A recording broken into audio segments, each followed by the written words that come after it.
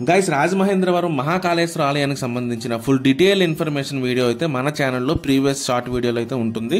So మీరు ఎవరైనా చూడలేనట్టయితే ఆ వీడియోలో ఫుల్ బ్రీఫ్గా ఎక్స్ప్లెయిన్ చేశాను, ఒకసారి వెళ్ళి చూడండి. ఈ వీడియోలో మీకు ఈ ఆలయ ప్రాంగణం చుట్టూ ఉన్నటువంటి మన హిందూ సనాతన ధర్మం అంతా కూడా మన హిందూ దేవతల విగ్రహాలు, స్వామివారి విగ్రహాలు, దశ దిశ దేవతలు, వివిధ రూపాల శివతత్వాల ఇలా అనేక దైవీయ రూపాలు ఒకే చోట మనకి దర్శనమిస్తాయి.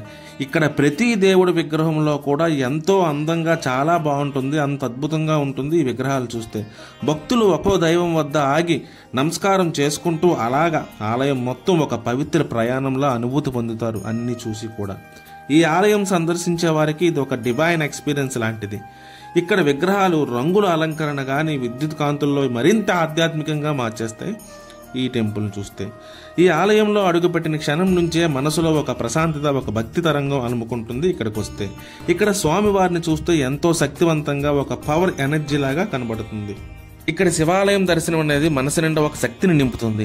మీరు ఈ మహాకాళేశ్వర ఆలయాన్ని దర్శించాలంటే చీకట పడిన తర్వాత ఇక్కడికి వచ్చి చూడండి. లైటింగ్లో ఈ ఆలయం మహిమ ఎంతో కనబడుతుంది మనకి.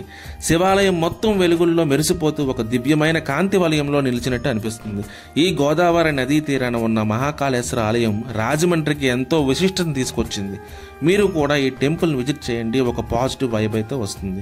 ఈ రాజమండ్రిలో ఉన్న మహాకాళేశ్వర ఆలయానికి సంబంధించిన 2 షార్ట్ వీడియోస్ అయితే పోస్ట్ చేశాను.